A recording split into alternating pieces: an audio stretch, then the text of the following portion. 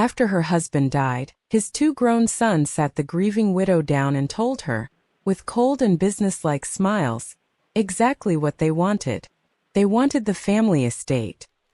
They wanted the coastal cottage. They wanted the business, the accounts, every last thing their father had built. They wanted all of it, and they wanted her gone. Her own attorney begged her, in the strongest possible terms, to fight them. Instead, the woman who had loved their father for 24 years folded her trembling hands, looked the two men in the eye, and said very quietly, "Give it all to them."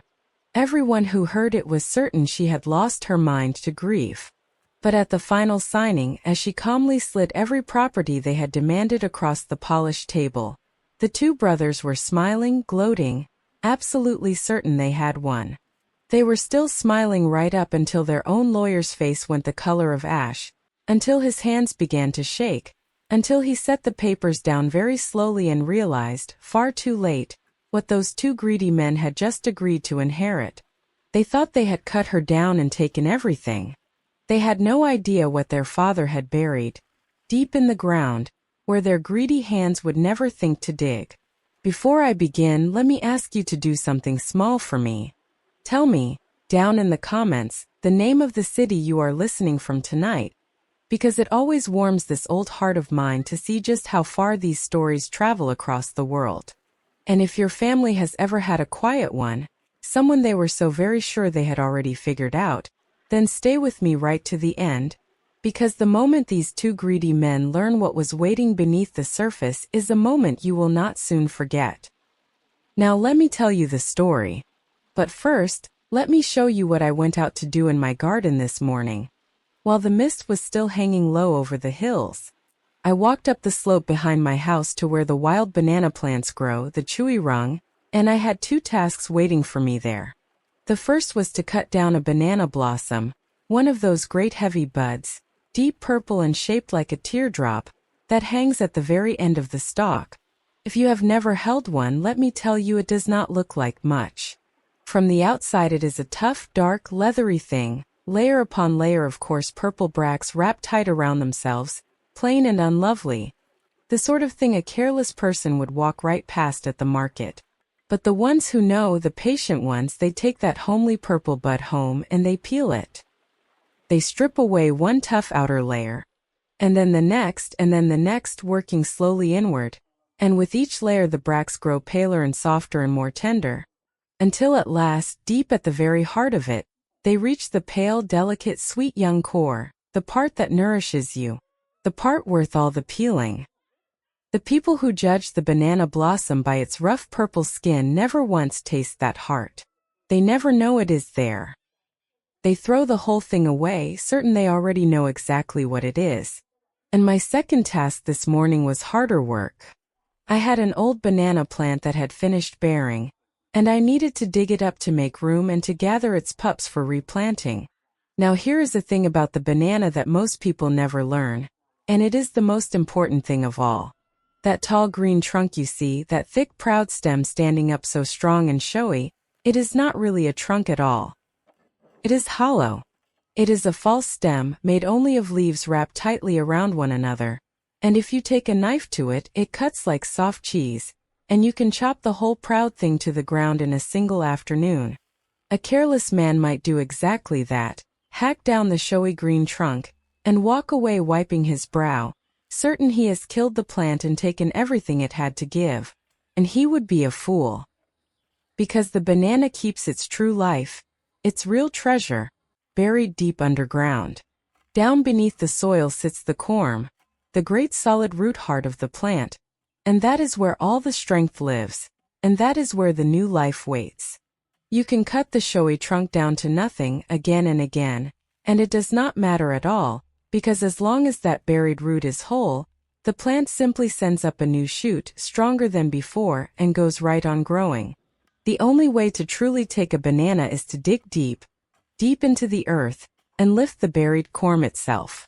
And the greedy and the careless almost never dig that deep. They are too busy admiring the showy trunk they have already chopped down. I thought about both of those things this morning, my friends, the peeling of the blossom and the digging of the root, because the story I want to tell you is about a woman exactly like a banana plant. Her family looked at her and saw only a tough, plain purple husk, a stepmother to be peeled away and discarded, and they never once troubled themselves to find the tender heart inside. And when their father died, they took their knives to the showy green trunk of his estate, and they hacked it down, and they walked away wiping their brows, certain they had taken everything. They never knew the trunk they had seized was hollow, and they never ever dreamed how deep the real treasure was buried, or how impossible it would be to cut that quiet woman down, when her roots ran so very deep into the ground. So let me tell you about the day the greedy heirs chopped down the showy trunk, and went looking far too late for the buried root. Her name was Cora Bellamy, and she was 64 years old on the cold gray morning that her whole world was supposed to end. For 24 years she had been the wife of Edmund Bellamy, and for 24 years that had been the quiet center of everything she was. She had met Edmund when she was 40, both of them already weathered by life, both of them long past expecting to be surprised by it. He was a steady, thoughtful man, a builder of small businesses and a lover of old books, with a slow, dry humor that took most people a while to notice. He had looked at Cora across a crowded charity dinner and decided, he told her later, that she was the most genuinely kind person he had ever met, and that he intended to spend whatever years he had left near that kindness. They were married within the year. And from the very start, the one shadow over their happiness had been the two boys. Edmund had been a widower when Cora came into his life. His first wife had died young, leaving him with two sons, Royce and Dexter, who were already half-grown by the time Cora arrived. She had tried with everything in her to love those boys. She had cooked for them and sat through their school plays and worried over their fevers and never once tried to stand in the place of the mother they had lost, only to be one more person in the world who cared for them. But the boys had decided, somewhere in their grief and their pride, that she was an intruder. A woman who had taken their father's attention and, in their cold and calculating minds, their rightful inheritance. They were never openly cruel, not while Edmund lived. Edmund would not have allowed it. They were simply cold in 1,000 small and deniable ways, a coldness that wore at Cora year after year, the way a slow drip of water wears a groove into stone. Royce was the elder, and he grew into a hard, polished, ambitious man, a corporate attorney out in the city, with an expensive suit and an expensive watch and the smooth confidence of a man who had never once been told no by his father. He had Edmund's sharp mind but none of his father's warmth, and when he looked at Cora, even across the table at Christmas, his pale eyes held the flat calculation of a man appraising a poor investment. Dexter, 3 years younger, was softer in his face and slipperier in his ways, a man who ran what he vaguely called a consulting business in a faraway city, the precise nature of which no one in the family had ever quite been able to name. Where Royce was sharp edges, Dexter was a smiling, evasive sort of cruelty, wrapped up always in a show of false concern. He had married a much younger woman named Sabrina, who treated Cora with the airy, dismissive politeness one might offer to hired help. And yet, despite all of it, Cora had been happy because she had Edmund. The two of them had built a life that needed no one else's approval. A warm and private world inside the big house at the edge of the valley, with the garden they had planted together and the shelves full of Edmund's beloved books and the small photograph he kept on his desk. Not of his sons, but of the two of them on their wedding day, both of them laughing at a joke neither could ever afterward remember. Edmund had always told her in his quiet certain way, that she would be cared for, that she would never have to worry about her security, no matter what came. "You and I," he would say, folding his warm hand over hers, "we are the whole of the story. The boys are only footnotes." She had believed him completely. She had never been given a reason not to. Then came the illness. It arrived suddenly, the way the worst things so often do, and it moved without mercy. For 4 long months, Cora lived inside the gray fluorescent world of hospital corridors and treatment schedules and impossible decisions. She slept in the hard chair beside Edmund's bed. She learned the name of every nurse on the floor. She held his hand through the long bad nights and made herself smile for him through the longer days. And she did all of it nearly alone. Because Royce, busy with his important practice, found the time to fly in exactly twice. And Dexter, off in his faraway city with his vague and pressing business, called now and then to ask, in his synthetically gentle voice, how things were progressing. During the months when it truly mattered, when their father was frightened and failing and longed for his family around him, his sons were nowhere at all. It was Cora, only ever Cora, who was there. And it was one other person too, a woman I will tell you about very soon, who never once left that family's side. And then on a cold gray morning Edmund Bellamy died, with his wife of 24 years holding his hand and the first pale light just touching the window. And his sons, who had been unable to find the time for his dying, found the time for his funeral with remarkable speed. The flowers had not yet wilted in their vases before the two of them came to take everything she had. It happened 3 days after they buried him. Cora was sitting in her late husband's study, in the worn leather chair where Edmund had spent so many quiet evenings, when Royce and Dexter came to find her. She had taken what little comfort she could, those 3 days, in the familiar things of that room, the smooth worn leather, the window that looked out on their garden, the small wedding photograph on the desk. Her stepsons walked in and noticed none of it. Royce wore his grief like a tailored suit, something cut to flatter him. At 47 he had all of his father's commanding presence and none of his soul. Dexter stood at his brother's shoulder like a loyal lieutenant, his soft face arranged into an expression of practiced sympathy. Cora, Royce said, and there it was, that patronizing tone she had come to know so well across the years. We need to discuss some practical matters. We know how hard this is, Dexter added, his voice dripping with a sorrow he had not earned. Losing Dad so suddenly. It has been devastating for all of us. Devastating for all of us.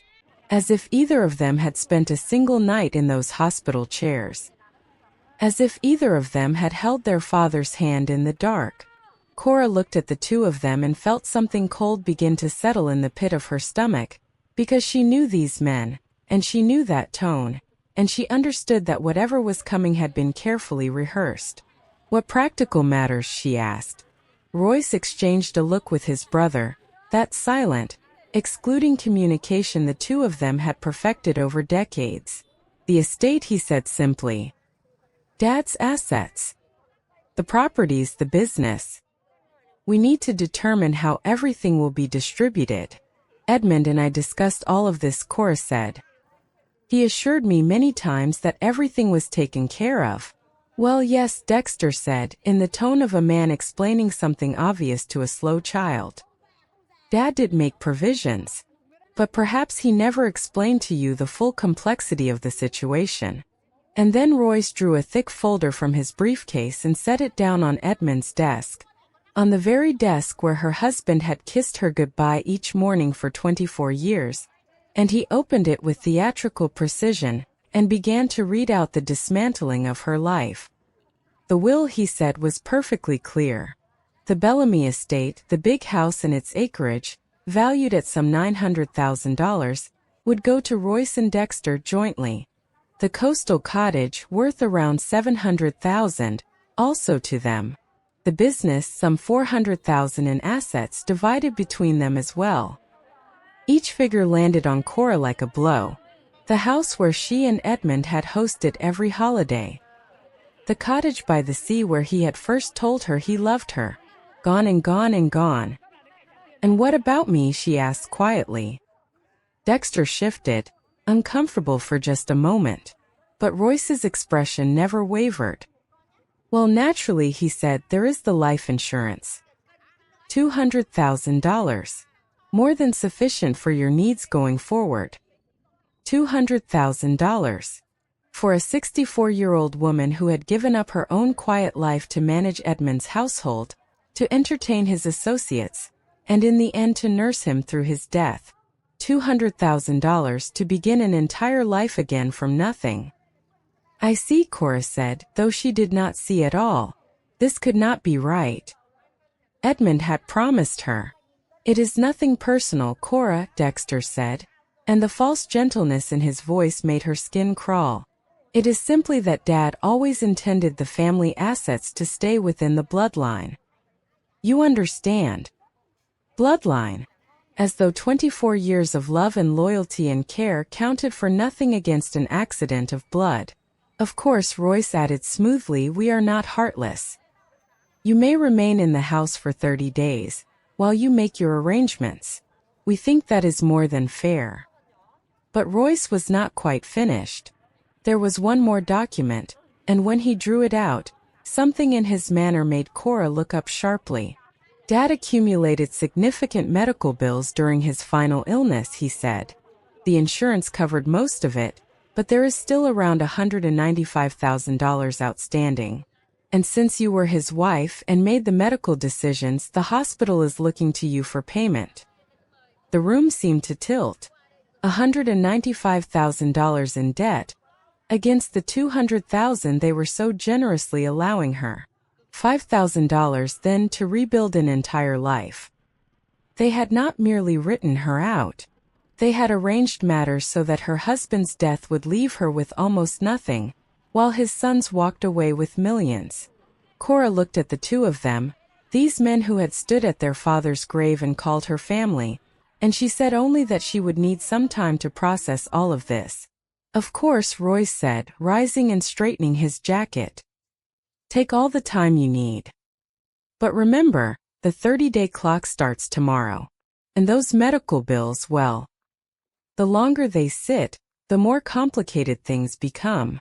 They left her then, alone in Edmund's study with the ghosts of their whole life together. And they did not look back. Through the window, Cora watched the two brothers pause beside their cars in the driveway, their heads bent close, and she understood that they were celebrating, dividing their winnings, planning what they would do with their newfound wealth. Neither of them glanced once at the house where their father's widow sat alone among the ruins of everything she had known. And it was strange, but as she watched them go, the despair she expected did not come. Something else took root in its place, small at first, only a whisper at the back of her mind, but it grew with every passing moment. They thought they had one. They thought they had quietly chopped her out of Edmund's story, and reduced her to an inconvenience to be managed. What they could not possibly know was that Edmund Bellamy had always been a far more careful and cunning man than either of his sons had ever understood.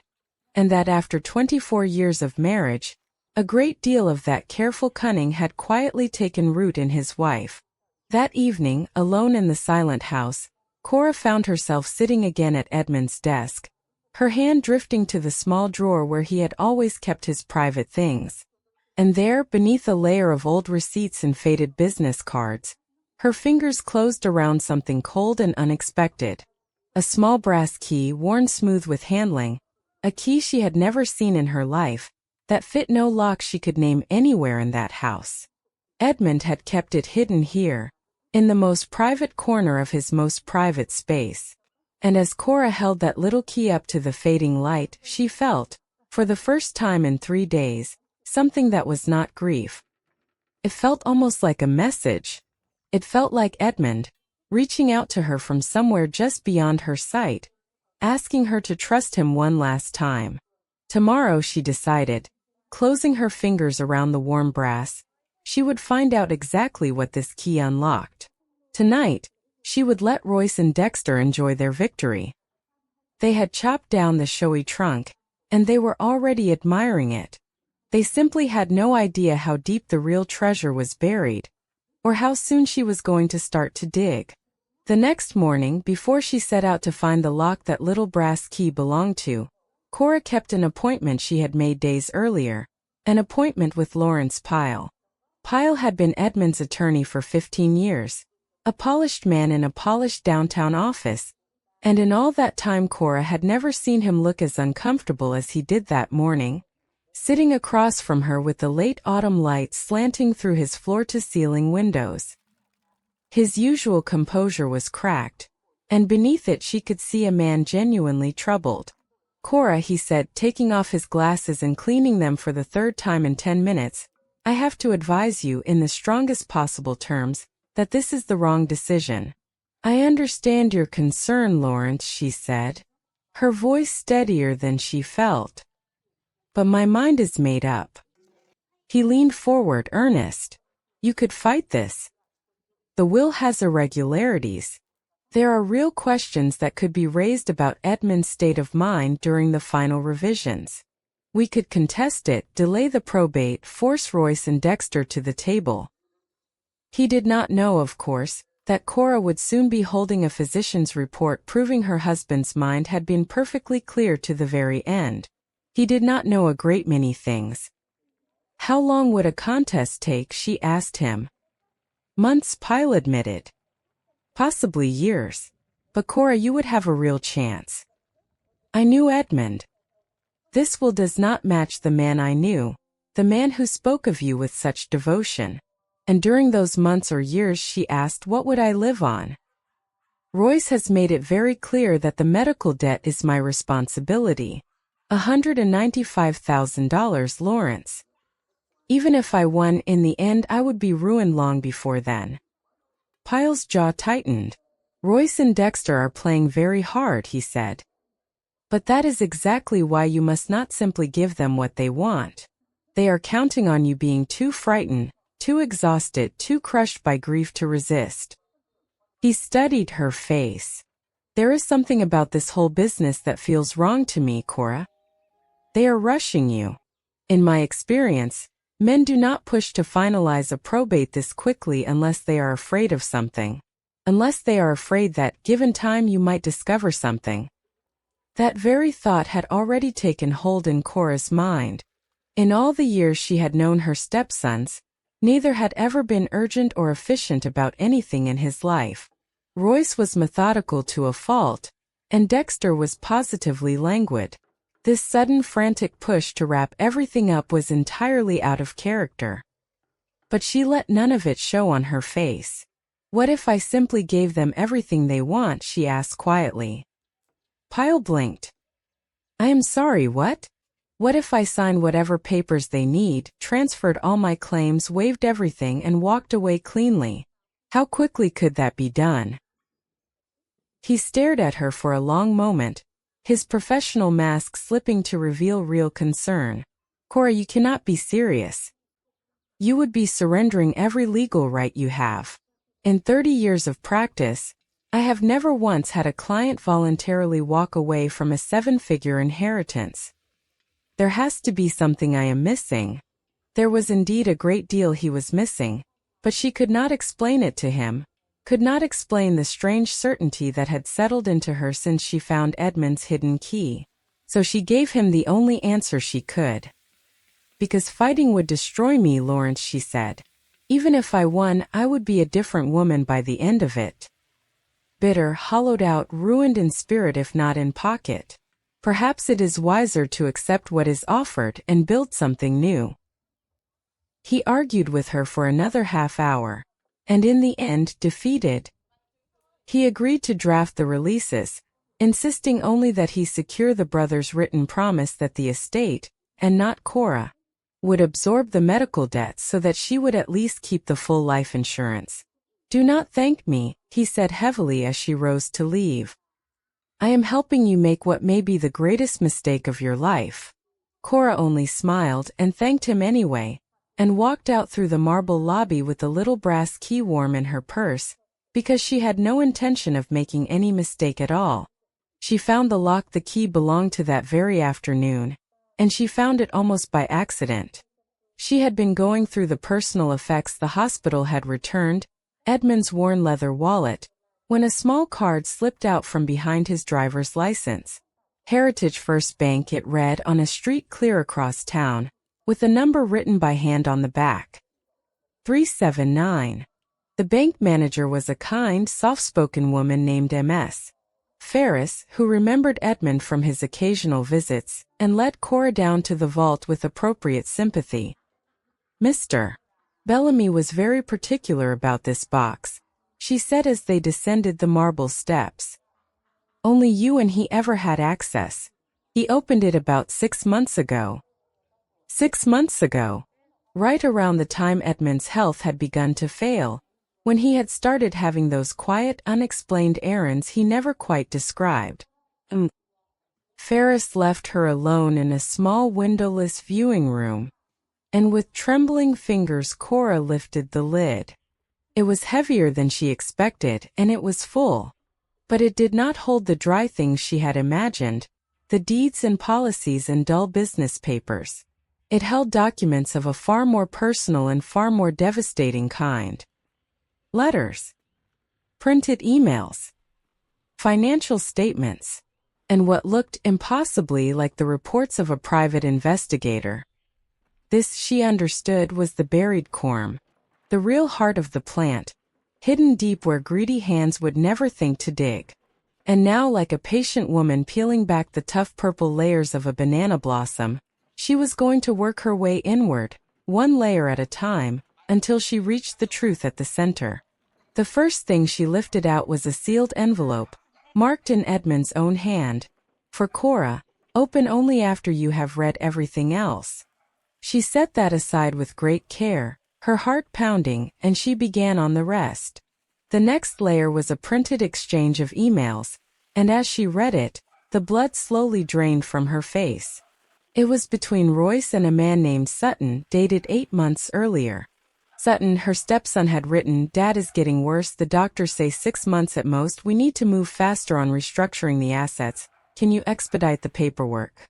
And the reply just as cold. "Royce, I have the documents prepared. Once your father signs, the business interest can be moved under the holding structures we set up, and the properties transferred immediately on his death." And then Royce again, the words that made Cora's hands begin to shake. "And the wife?" And the answer? "She will not be a problem. She does not understand any of the business side, and by the time she works out what has happened, it will be far too late. Dad trusts the two of you completely." She had to read it twice before the full weight of it settled into her.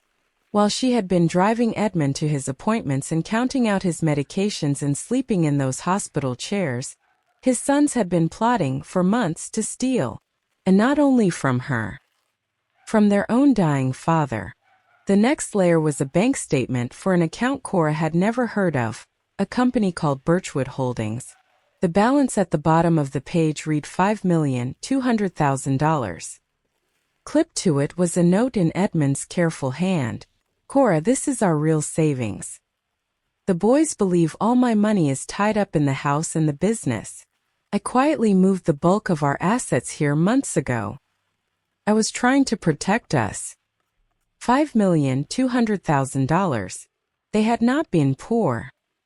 They had not even been ordinary. Edmund had been a quietly wealthy man, and his sons had been scheming to rob him on his deathbed. The next layer was a thick folder marked confidential, and inside it was the patient work of a licensed investigator named Theodore Vance. There were photographs of Royce entering and leaving a high-end casino in another city, the timestamps documenting trip after trip across a single year, sometimes for days at a stretch. And there were financial records that told a grimmer story still. Royce owed $250,000 to a string of creditors, most of them tied to his gambling.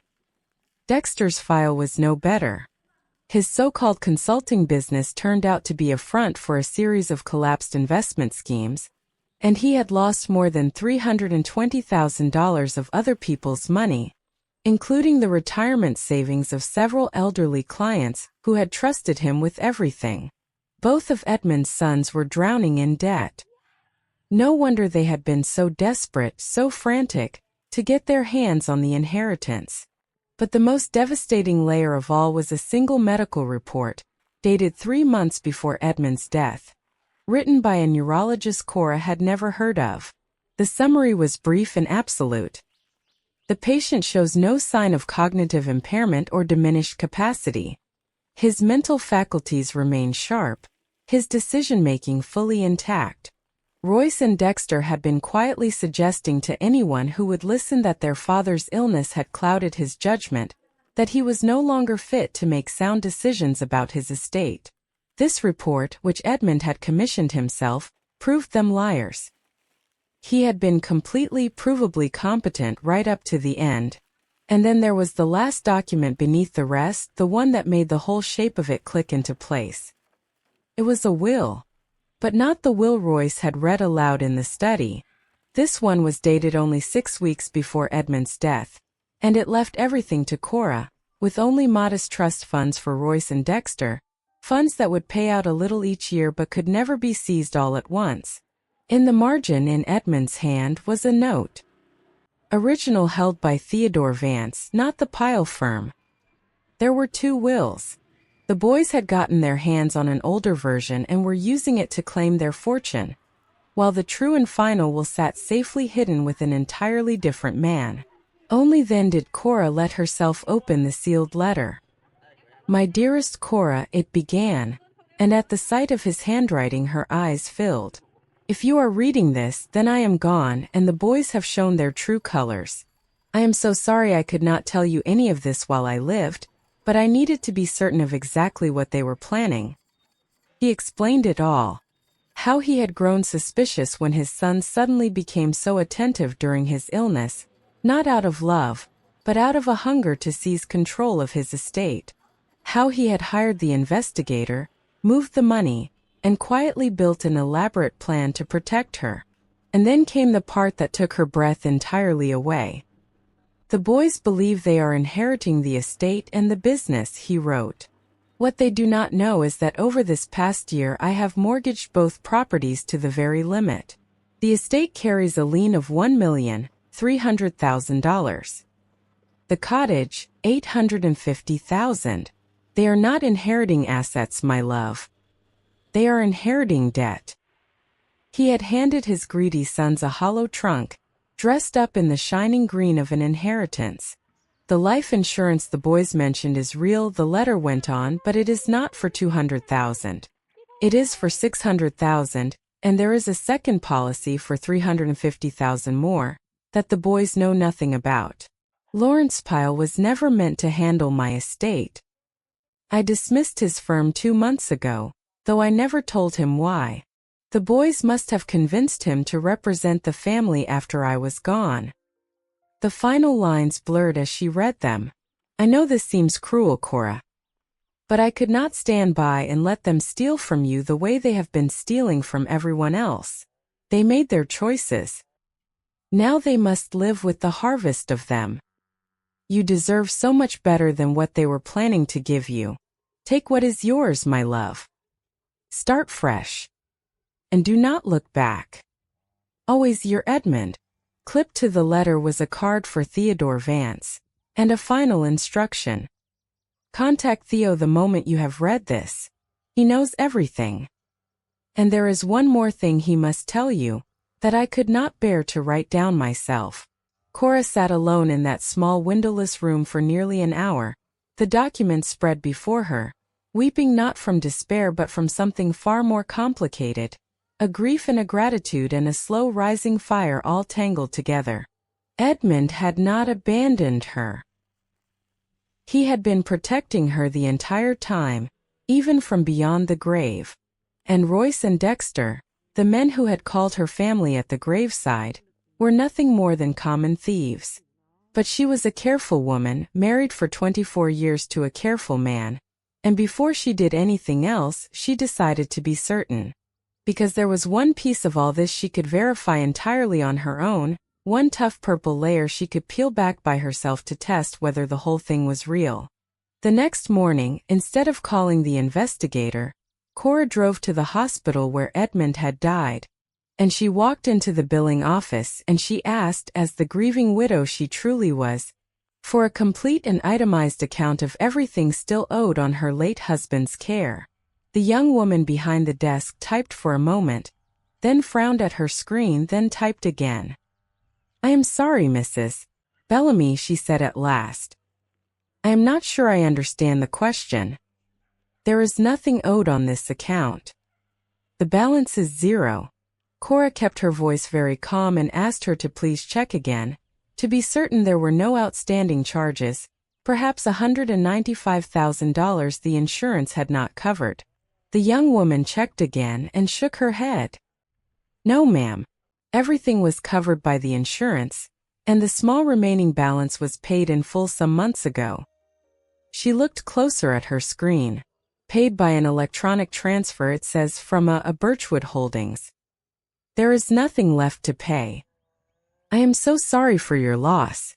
Cora thanked her and walked back out to her car, and sat for a moment in the quiet, and let it all settle into place. There was no medical debt. There had never been any medical debt. Edmund had quietly paid every cent of it himself, months before he died, from the very account his sons knew nothing about. The $195,000 Royce had used to frighten her, to make her feel trapped and worthless and desperate, was a complete and deliberate lie. They had invented a debt out of thin air to crush her beneath it, and in doing so, without ever knowing it, they had told her exactly who they were. She would peel back every last layer now, and then she would go and meet the one man her husband had trusted with the truth. There was one other person who had stood beside Edmund through the whole of his dying, and that was Imelda. Imelda had kept the Bellamy house for nearly 20 years, and in Edmund's final months, when the nurses came and went and the sons stayed away, she had become far more than a housekeeper. She had helped Cora turn Edmund in his bed and warm his broth and read to him on the nights when the pain would not let him sleep.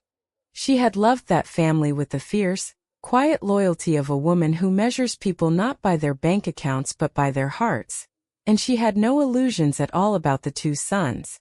The day after Cora came home from the hospital billing office, Imelda came to the house, ostensibly to return a set of keys, and the two women sat together at the kitchen table with cups of tea going cold between them, and Imelda told Cora the things she had seen. I never wanted to worry you while Mr. Bellamy was still with us, Imelda said, her hands folded tight around her cup. You had enough to carry. But there are things you should know now. Cora waited. About 4 months before the end, Imelda went on, when Mr. Bellamy could still sit up and talk. His sons came one afternoon while you were out picking up his prescriptions. They brought a man with them, a stranger, with a leather folder and a little stamp, the kind a notary carries. She frowned at the memory. They sat your husband down at this very table, and they put papers in front of him and they pressed him to sign. I was in the next room and I heard the whole of it. Royce kept saying it was just to make things simple, just to protect the family, that you would be taken care of, not to trouble himself reading every line. And Dexter, oh, Dexter was worse. All that soft talk, Dad, you are tired, let us handle this, you can trust us. Imelda's mouth tightened. Mr. Bellamy signed it. But I saw his face when he did. He was not a confused man, Mrs. Bellamy, whatever they tried to tell the doctors later. He knew exactly what they were. He signed it the way a man signs a thing he means to undo, just to keep the peace for one more afternoon. Cora reached across the table and took the older woman's hand, and the two of them sat in the weight of it. So that was the will they read to me, Cora said quietly. The one they pressured him into. Imelda nodded. But here is the part that has haunted me, she said. 3 days later, while the boys were gone, a different man came to the house. Quiet, well-dressed, kind eyes. He spent 2 hours alone with Mr. Bellamy in the study with the door closed, and when he left, your husband looked, for the first time in weeks, like a man who had set down a heavy load. He never told me what it was about. But I think he was making things right. Theodore Vance, Cora thought. The real will. Edmund had let the boys believe they had won, and then he had quietly, patiently, undone everything they had done, exactly as a banana plant lets the careless man chop down its hollow trunk while the true root waits, untouched, in the dark. Will you tell me one more thing, Imelda? Cora asked. If it ever came to it, if there were ever a question about how Mr. Bellamy was treated and how clear his mind was and what those boys did, would you be willing to say what you saw? Mrs. Bellamy, Imelda said, and her eyes were bright and fierce. I would say it to anyone who asked, and I would swear to it on his grave. That man was the kindest soul I ever worked for, and those two would have sold him for parts while he was still breathing. You let me know when and where and I will be there. And so, without quite meaning to, Cora had found her first witness, a woman who had seen the truth with her own eyes and would not flinch from speaking it. She found something else in those days too, something she had not expected, and it came to her in the form of a frightened young woman at her back door. Hazel was Dexter's daughter, Edmund's granddaughter, 20 years old and home from college, and she had always been the one bright, decent thread in the tangled cloth of that family. She had spent her childhood summers in the big house, trailing after her grandfather through his garden, and she had loved her step-grandmother Cora with the uncomplicated loyalty of a child who had not yet learned to measure people by what they owned. She came one evening after dark, glancing over her shoulder, and when Cora opened the door, the girl's eyes were wet. Grandma Cora, she whispered, for that was what she had always called her, I have to tell you something and you can't tell my dad I came. They sat together in Edmund's study, and the whole story poured out of her. She had been home for the funeral, staying at her parents' house, and she had heard things. She had heard her father and her uncle, late at night, certain no one was listening, talking about the money, about the loans they needed to cover, about selling the estate and the cottage as fast as the law would let them, about how lucky it was that the old man had signed the will when he did, and how the only loose end was the widow, and how she would not be any trouble once the 30 days ran out. Grandma, it's so wrong, Hazel said, her voice breaking. Grandpa loved this house. He loved you. They're acting like you're nothing, like you were never even part of the family, and they're laughing about it. I don't know how to stop them. I just couldn't pretend I didn't hear. Cora held the girl's face in her two hands, the way she had once held it when Hazel was small and had skinned her knee in the garden. You don't have to stop them, sweetheart, she said gently. You only have to remember when everything happens that you were the one person in this family who heard the truth and said out loud that it was wrong. That matters more than you will ever know. And then she said something that surprised the girl. There may come a day soon, she said, when I ask you to be somewhere at a certain time. And whatever happens in that room, I want you to know none of it is aimed at you. You have your grandfather's heart, Hazel. Never let them tell you otherwise. The girl nodded, confused but trusting, and when she slipped back out into the dark, Cora stood at the window and watched her go, and felt, beneath all the grief and the cold resolve, a small warm flicker of something she had thought she had lost. She was not entirely alone after all, but she would have to be careful, more careful than ever, because the brothers were growing bolder by the day. 3 days after Hazel's visit, Royce and Dexter arrived at the house unannounced, with empty boxes and a cool sense of ownership, to begin what Royce called taking inventory of Dad's estate. Cora watched, her heart in her throat, as the two of them moved through Edmund's study, pulling open drawers, lifting books from shelves, paging through old files, and she understood with a chill exactly what they were doing. They were not packing. They were searching. They were looking for any account, any document, any thread that might unravel the neat story they had built. And she thanked God, silently and fervently, that she had already done what a careful woman does. The brass key was no longer in the desk drawer. The documents from the safety deposit box were no longer in the house at all. Days before, she had quietly gathered copies of everything and placed the originals into the keeping of the one man Edmund had trusted, and she had told no one. So now she simply moved through her own home like a polite stranger, offering the brothers coffee they did not want, while they rifled through her husband's life looking for the very things she had already carried out the door.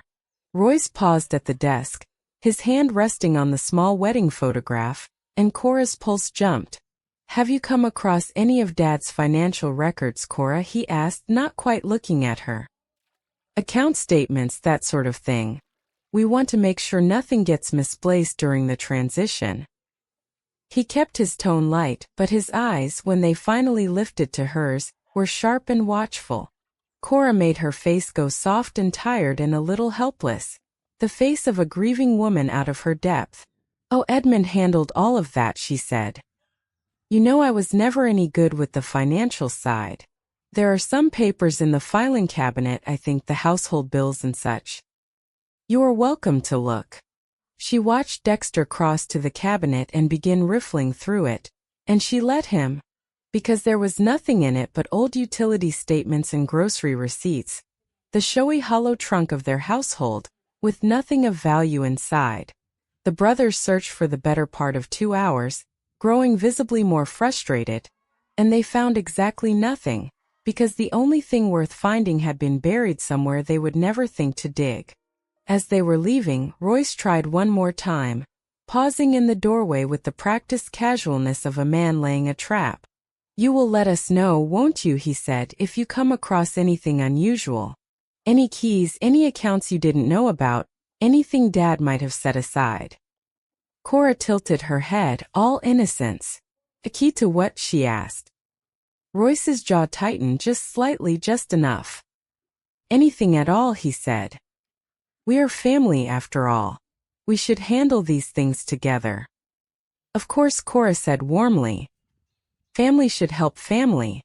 And she watched the two of them carry their empty boxes back out to their cars, having found nothing, and she saw Roy stop in the driveway and pull out his phone and begin to talk, fast and low, his free hand cutting through the air. They were rattled. They could feel the ground shifting beneath their feet, and they did not know why. Cora closed the door and leaned her back against it, and for the first time since Edmund had died, the smallest, fiercest smile touched the corner of her mouth. They had chopped down the trunk. They were standing in the driveway admiring the fallen green stalk. And they had not the faintest idea that the woman they had so carelessly cut down was already quietly sending up a new shoot from a root they could never reach.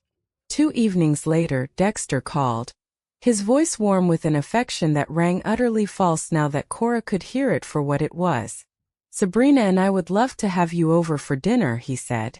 "We thought it would be nice to spend a little family time together, before all the legal matters are settled." Family time. How very thoughtful. A few days earlier the invitation might have moved her. Now she understood it precisely for what it was, a chance to keep the grieving widow close, to manage her, to be certain she signed before she could think too clearly. "That sounds lovely," she told him, surprised at how steady her own voice sounded. And so she drove out to have what would surely be her last dinner as a member of the Bellamy family, knowing everything she now knew, and intending to learn a little more. Dexter and Sabrina's house in the hills was a monument to borrowed money and the careful performance of success. 2 gleaming luxury cars sat in the circular drive, vehicles that together cost more than most people earned in years, and a few days ago Cora might have assumed her stepson was simply doing well. Now she knew exactly where that money had come from, and whose stolen retirement had paid for those shining hoods. Sabrina answered the door in a dress that cost more than Cora's monthly budget, and pulled her into an air kiss that barely grazed her cheek. "Cora," she exclaimed, "you poor thing, how are you holding up?" The concern was about as genuine as the color of her nails, but Cora smiled and played her part. "I am managing, dear," she said. "Thank you for having me." Royce was already there, lounging with a glass of expensive scotch, the room around him all dark wood and oxblood leather, designed to project a stability that Cora now knew was nothing but a hollow green trunk with desperation rotting inside it. Dinner was served on china that looked as though it belonged behind museum glass. Sabrina had outdone herself, and the whole table was a flawless picture of refined success, and Cora sat in the middle of it, the quiet widow they believed they had cornered, and waited for her moment, and decided exactly how many layers she would peel back tonight. "So," Royce said as the main course was served, Lawrence Pyle tells me you are ready to move forward with the estate transfer. Yes, Cora said, taking a small bite. I have decided that fighting over Edmund's wishes is not how I want to spend my remaining years. Family harmony matters more to me than money. The relief that flickered across Dexter's soft features was almost comical. That is wonderful, Cora, he said. Dad would be so pleased to know we are all working together. We have prepared some papers, Sabrina added, reaching for a folder on the sideboard. Just to make everything official. How thoughtful, Cora said, not reaching for it. But I should mention I have been thinking about those medical bills. The temperature in the room dropped several degrees. Roy set his glass down a beat too hard. What kind of thinking? Dexter asked, his voice gone carefully neutral. Well, $195,000 is a great deal of money, Cora said lightly. I was thinking I really ought to contact the hospital directly, get a proper itemized accounting of what is truly owed and what the insurance covered, before I commit to a debt like that all on my own. She watched the look pass between the brothers, that old silent communication, and now she could read its meaning as plainly as printed words. They were afraid. That is not necessary, Cora, Dexter said too quickly. I have already handled all of that very thoroughly. I am sure you have, she said gently. But I do find one thing curious. Edmund was always so meticulous about money, and he never once seemed worried about medical costs. She let that sit a moment, then added almost to herself, I have been going through his study these past few days, and I keep coming across the strangest things. Bank statements for accounts I have never heard of. And tucked away in a drawer, the oddest little thing, a brass key. To a safety deposit box, I think. One I never knew existed. Royce went absolutely still. A safety deposit box, he said. Yes, isn't that odd, Cora said, watching him over the rim of her glass. I suppose I really ought to look into whatever is inside before we finalize everything. Don't you think? The panic that flashed between the two brothers this time was pure and undisguised, swiftly smothered but unmistakable. Cora, Royce said, his voice strained with the effort of sounding casual, you really should not trouble yourself with all that. Financial documents can be terribly confusing for someone without a business background. Why don't you let Dexter and me take a look at whatever you have found? That is very sweet of you both, Cora said. But I think Edmund would want me to understand our affairs myself. After all, I will be managing entirely on my own from now on. Won't I? Sabrina rose abruptly and fled to the kitchen to fetch dessert. And Cora did not miss the sharp, meaningful look Royce shot at his brother across the table. They were rattled to their bones, and she had barely lifted the first layer. As she left that night, Royce walked her to her car and rested a hand on the door. Cora, he said, about those documents. It really would be best if you brought them to our next meeting, and let us help you sort through what matters. Of course, Royce, she said sweetly. Family should help family.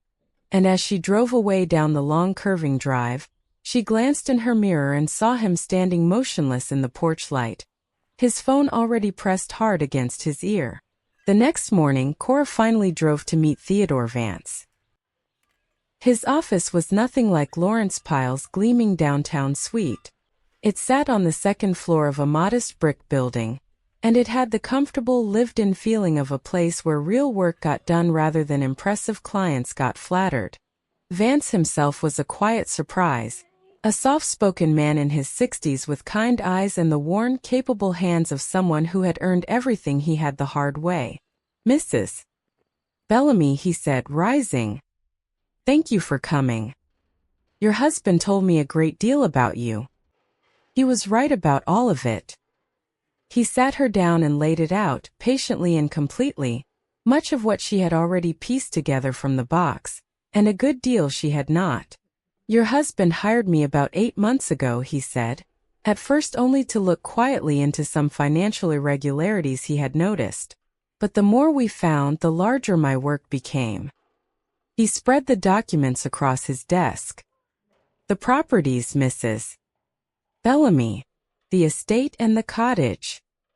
Edmund mortgaged both to the absolute limit deliberately over the past year. 1,003,000 against the house. 850,000 against the cottage. The money is sitting safe in the Birchwood account that only you can access. So when those two men take possession of their inheritance, they will be taking on real estate worth perhaps 1,600,000, carrying debts of more than 2 million. They will be $600,000 underwater the moment the keys change hands. He showed her the two wills side by side. The pressured one the boys had used and the true final one Edmund had signed 6 weeks before his death, which revoked every prior version and left everything to her. And then Vance pointed to a single clause in the real will, and Cora read it twice, her hand pressed to her mouth.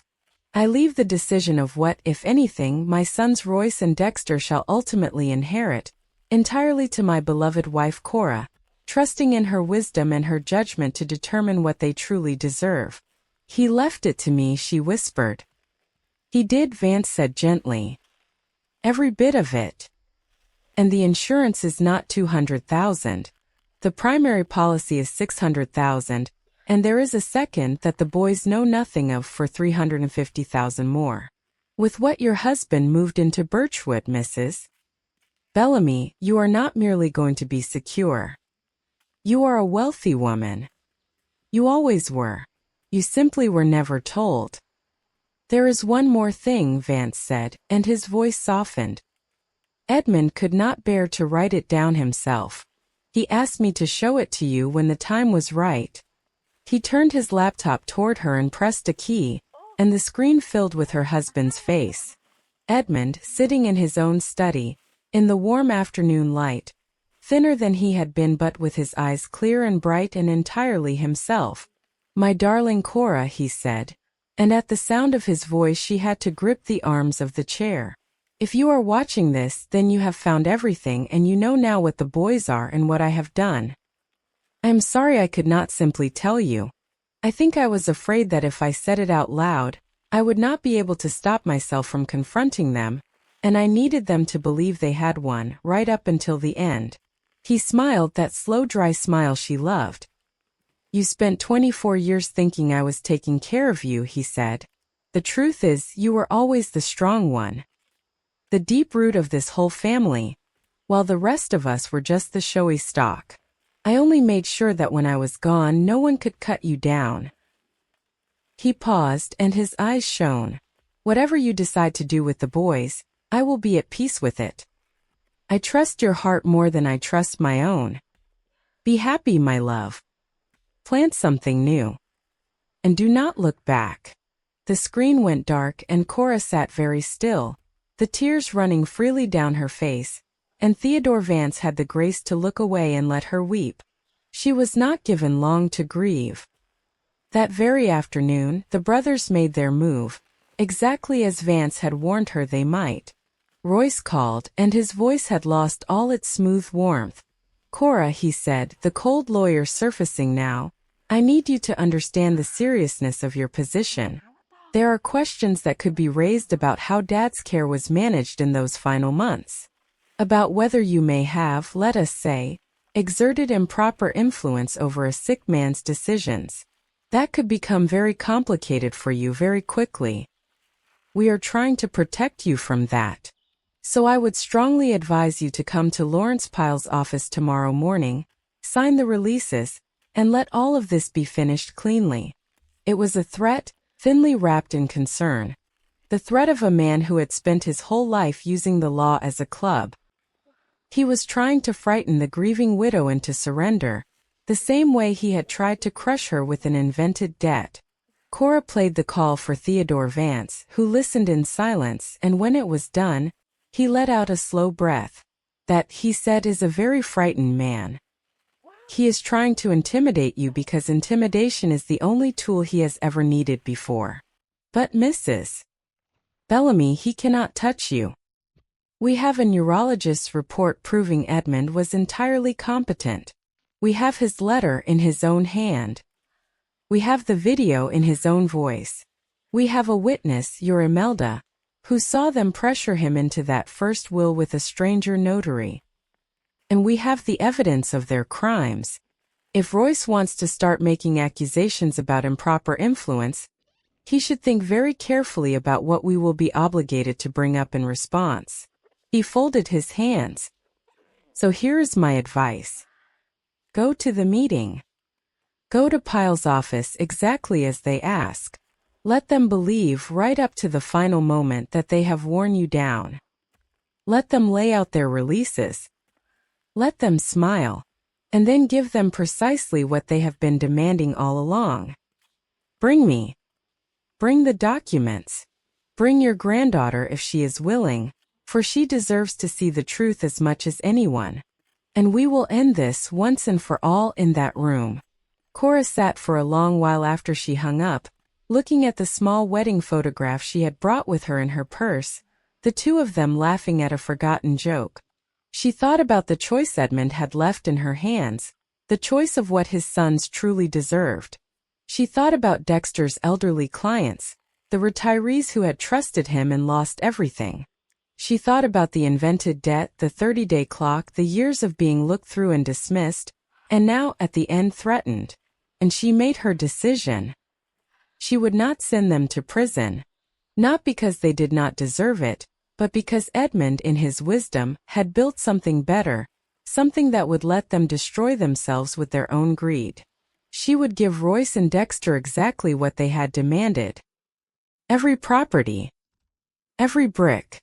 She would hand them the showy green trunk with a smile, just as they had smiled at her, and she would let them carry it away, proud and gloating, never knowing it was hollow, never knowing the debt was hidden inside it like rot inside a stem, and the buried root, the true and living heart of everything Edmund had built, would remain exactly where it belonged.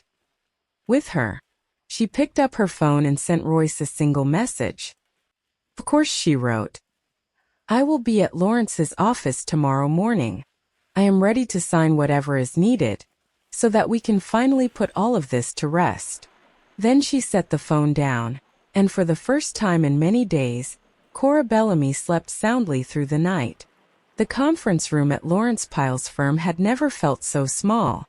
Royce and Dexter sat together on one side of the long polished table, with Sabrina perched tensely beside her husband, the three of them radiating the cool confidence of people certain they had already won. Lawrence Pyle occupied the head of the table, looking more uncomfortable than Cora had ever seen him.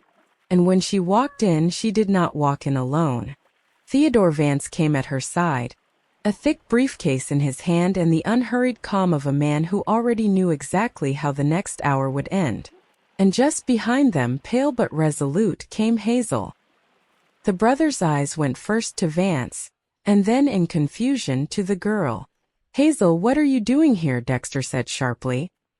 I asked her to come, Cora said, settling into her chair. She's family after all. She has a right to see how family business is conducted.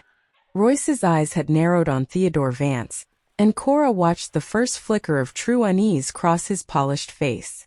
Royce recovered quickly, pasting on a reassuring smile. Cora, we are so glad you came, he said. This has all been so confusing and we just want to put it behind us. Have you brought the documents we discussed? The papers you found? I have brought everything that matters, Cora said, folding her hands. Why don't we begin? Royce slid a folder across the table, the releases, the waivers, the transfer of every property to the two of them. Cora opened it and read it slowly, and then she reached into her own bag and drew out a document of her own, and laid it on the table. This is a gift deed, she said, which I had prepared. I am giving you exactly what you have asked for. Both properties, the estate and the cottage. Everything. All of it to the two of you. The relief on Dexter's soft face was almost obscene. Sabrina actually smiled. Royce permitted himself a slow, satisfied nod, the look of a man whose careful plan has come, at last, to its appointed end. That is very sensible, Cora, he said. We are glad you have come to see reason. Lawrence, perhaps you would review the deed and confirm it is all in order so we can sign. Pyle drew the gift deed toward him and began to read. His reading glasses perched on his nose, and for a moment the only sound in the room was the soft rustle of paper. And then Cora watched it happen. She watched Lawrence Pyle's eyes reach the lower portion of the document, the part that listed, as the law required, the encumbrances against each property. She watched his brow furrow. She watched him go back and read it again. And she watched the color drain slowly out of his face, until the polished, confident attorney sat there the color of ash, his hands beginning very slightly to tremble. He set the deed down on the table with exaggerated care, the way a man sets down something he has just realized might explode. Royce noticed. "What is it?" Roy said, his smile faltering. "Lawrence, what is wrong?" Pyle swallowed. "Royce," he said quietly, "these properties, they are mortgaged. Heavily. The estate carries a lien of $1,300,000. The cottage, $850,000. He looked up, stricken. The two of you would be inheriting more than $2 million in debt, against properties worth perhaps $1.6 million. The silence that followed was total. Dexter's mouth opened and closed. Sabrina's smile vanished. And Royce, the corporate lawyer, the man who had built his whole identity on never being caught off guard, sat frozen, the blood draining from his own face now to match his attorney's. "That is impossible," he said, but his voice had gone thin. "Dad owned both of those free and clear. He never carried a dollar of debt in his life." "That is correct," Theodore Vance said, opening his briefcase. "He never did. Until this past year, when he took out those mortgages himself, deliberately, methodically, knowing exactly what he was doing." Vance began laying documents across the polished wood. The loan records, the property filings, one after another. "And the money he drew from those mortgages," he continued, "every dollar of it, is sitting safely in an account that the two of you have never heard of, an account that belongs now entirely to Mrs. Bellamy. Your father did not leave you assets, gentlemen. He left you a hollow shell, and he put the substance somewhere your hands could never reach." "You are lying," Royce said, but the conviction had gone out of him. "I am afraid not," Vance said. "And there is more." He drew out the next document. "This is your father's final will, signed and notarized 6 weeks before his death, which revokes the earlier one entirely. It leaves the whole of his estate to Mrs. Bellamy, and it leaves the decision of what, if anything, the two of you should ultimately receive entirely to her." Dexter made a small choking sound. "That will is invalid," Roy snapped, scrambling. "Dad wasn't competent at the end, everyone knows that. He was confused, medicated." "Was he?" Vance said mildly, and laid down the neurologist's report. "Because this physician, whom your father consulted himself, examined him 3 months before his death and found his mind entirely sound. And this," he added, sliding over a sworn statement, "is the account of the woman who kept your father's house for 20 years, who watched the two of you bring a stranger notary to his bedside and pressure a dying man into signing the very will you tried to use today." Across the table, Imelda's name sat in black ink at the bottom of the page, and Royce stared at it as though it were a snake. But Theodore Vance was not finished, because the layers of the blossom went deeper still, all the way to the rotten core. He drew out the confidential folder. "While we are speaking of what your father knew," he said, his voice never rising, "he also knew about this. He laid out the photographs, the financial records. Mr. Royce Bellamy's gambling debts, $250,000, owed to a string of creditors across 2 states. And Mr. Dexter Bellamy's consulting business, which is a front for a series of collapsed investment schemes that have cost his clients more than $320,000, several of them elderly people who trusted him with their entire retirements." Sabrina turned slowly to look at her husband, the color leaving her own face, and her hand drifted unconsciously to the diamonds glittering at her wrist. "That is a beautiful bracelet, Sabrina," Cora said quietly. "I do hope it was worth it." Because it was bought with money stolen from old men and women who had no one to protect them. Sabrina snatched her hand from her wrist as though the stones had turned to fire. And one last thing, Cora said, and her voice was very calm now. Those medical bills, Royce. The $195,000 you told me I owed. 3 days after we buried your father. The debt you used to frighten me, to make me feel I had no choice but to take your scraps and disappear. I checked, Royce. I went to the hospital myself. There is no debt. There never was. Edmund paid every cent of it months before he died, from the same account you knew nothing about. You looked me in the eye beside your father's flowers, and you invented a debt out of nothing, to crush a grieving woman into the ground. That, more than anything else, is when I understood exactly what the two of you are. The brothers had no answer. Royce's mind was visibly racing, hunting for an angle, a lever, some way to negotiate or threaten his way free, the way he always had before. But there was no angle left. Dexter simply sat hollowed out, defeated. It was Hazel who broke the silence. The girl rose slowly to her feet, her eyes wet but her chin lifted, and she looked at her father and her uncle with a grief and a disgust that was terrible to see in one so young. I heard you, she said, her voice shaking. The night after the funeral. I heard you both laughing about Grandma Cora, calling her a loose end, talking about selling Grandpa's house as fast as you could. Grandpa loved her. He loved this family. And you treated him like a bank account, and you treated her like she was nothing. She wiped her eyes.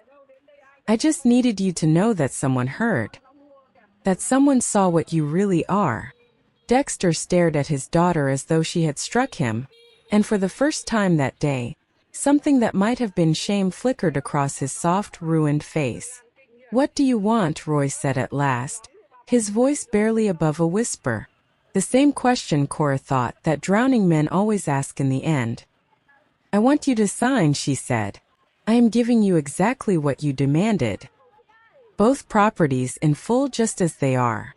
You may accept your inheritance as it stands, the estate and the cottage and every dollar of debt that comes with them, or you may walk away with nothing at all.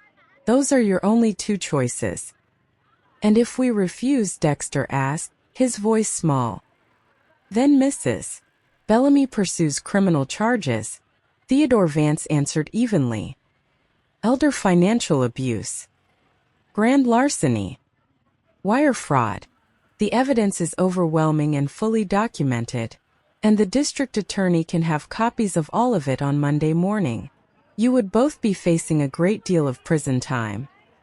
He let that settle. Accepting the properties with their debts is, I would suggest, by far the gentler of the two roads available to you.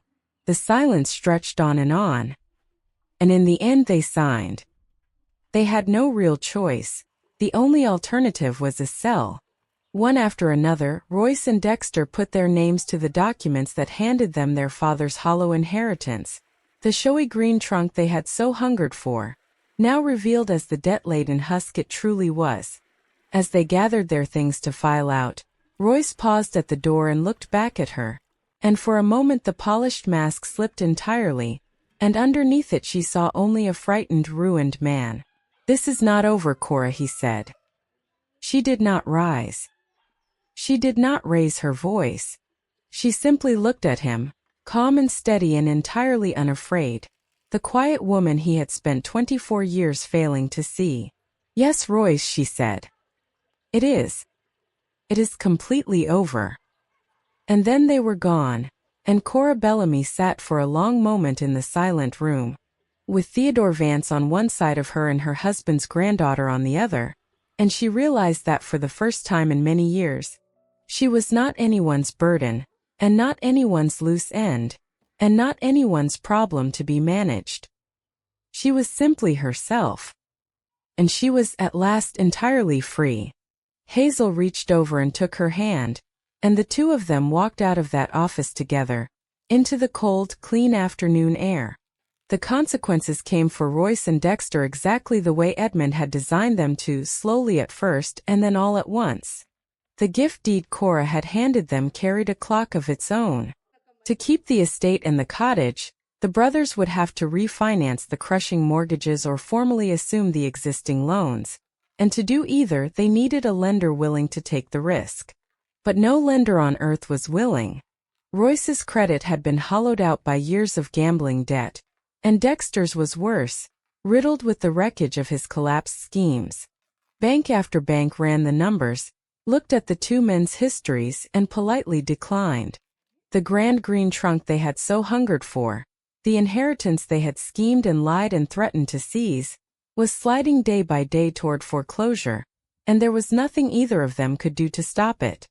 Royce, being Royce, did not go quietly. In those first weeks he made a great deal of noise, consulting other attorneys about contesting the final will, hunting for any crack or technicality. But every lawyer he spoke with reached the same conclusion once they understood the full picture. The final will was airtight. The neurologist's report destroyed any claim of incompetence. The housekeeper's sworn statement destroyed any claim that the earlier will had been freely made. And worst of all, from Royce's perspective, any serious challenge would drag the whole matter into open court, where Theodore Vance's documentation of forged plans and stolen funds would come spilling into the public record. To fight for the inheritance, Royce would have to expose his own crimes. He was trapped inside a cage his father had built, and the harder he struggled against the bars, the more he risked impaling himself upon them. When the 30 days ran out, the properties went into foreclosure. The Bellamy estate, where Edmund and Cora had built their whole life together, and the coastal cottage where he had first told her he loved her, were both lost to the banks, and even after the banks took them, the brothers still owed the deficiency, the gap between the debt and what the foreclosed properties fetched at auction. Royce, buried beneath that deficiency and his old gambling debts and the collapse of every plan he had ever made, filed for bankruptcy. His carefully built life, the tailored suits and the expensive scotch and the smooth confidence, came apart at the seams, and as a condition of resolving the worst of it, a court ordered him into counseling for his gambling. The proud lawyer who had once looked at his stepmother like a poor investment found himself sitting in a circle of folding chairs, learning to say his addiction out loud. Dexter's ruin came from a different direction, and in a way it was the cleanest justice of all. Cora had chosen deliberately not to press the criminal charges that Edmund's evidence would have guaranteed, deciding she did not need to be the instrument of their punishment, that the consequences they had built for themselves would arrive on their own. And they did. Dexter's fraud had never depended on Cora to come to light. Several of the elderly clients he had quietly ruined had already grown suspicious, had already begun filing complaints with regulators, long before Edmund ever died, and that slow machinery had been grinding toward Dexter the whole time. Now it caught him. His consulting business, the elegant front for years of theft, collapsed under investigations he could no longer outrun. The comfortable, expensive life he and Sabrina had built on other people's retirements simply ceased to exist. Sabrina did not stay to share in any of it. The moment the money began to vanish and the scandal began to spread, she filed for divorce, packed the designer dresses and the insured jewelry, and removed herself from the wreckage as fast as her expensive heels could carry her. When she tried later to sell some of the diamonds, she discovered that a good deal of it had been bought with stolen money, and that no jeweler in the county wanted to touch jewelry that a federal investigation might soon be asking about. The diamonds that had glittered so brightly at her dinner table became, in the end, a thing she could not even give away. Dexter, stripped of his wife and his business and his false success, eventually took a clerk's job at a parts warehouse on the edge of the city, scanning inventory under fluorescent lights in the small hours, and his daughter Hazel, who had once trailed him through her grandfather's garden, no longer returned his calls. There was a quieter reckoning, too, for Lawrence Pyle. The discovery that he had been used, that his respectable firm had been turned into a convenient instrument for a theft he never understood, shook the man badly. A few weeks after the signing, He asked to meet with Cora, and when she came, the polished composure was entirely gone. "I owe you an apology," he said, "and I am not sure any words are adequate. Edmund was my client and my friend for 15 years, and I let his sons walk me right into the middle of their scheme. I never questioned the will they brought me. I am ashamed." Cora studied him a moment, and found that she believed him. "You were not the architect of this, Lawrence," she said. "You were only another tool they thought they could use." Edmund knew the difference. That is why he never accused you of anything. He simply went elsewhere. It was not quite absolution, but it was something, and Pyle took it with the quiet gratitude of a man who knew he had not earned more. While the brothers' lives unraveled, Cora set about the slow, strange work of claiming the life her husband had hidden away for her. With Theodore Vance guiding her, she took possession of the Birchwood account, the $5,200,000 Edmund had quietly moved into the dark to keep it from his son's reach. She filed the claims on the life insurance, the $600,000 policy they had lied to her about, and the secret $350,000 policy they had never known existed. When all of it had settled, when every account had cleared, Cora Bellamy, the woman who had been told she would inherit $200,000 and a mountain of invented debt, was worth more than $6 million free and clear, accountable to no one. She was not merely secure. She was wealthy beyond anything she had ever imagined for herself, and the strangest part, she would later reflect, was how little the money itself meant to her, compared to what it represented. It was proof. Proof that Edmund had seen her.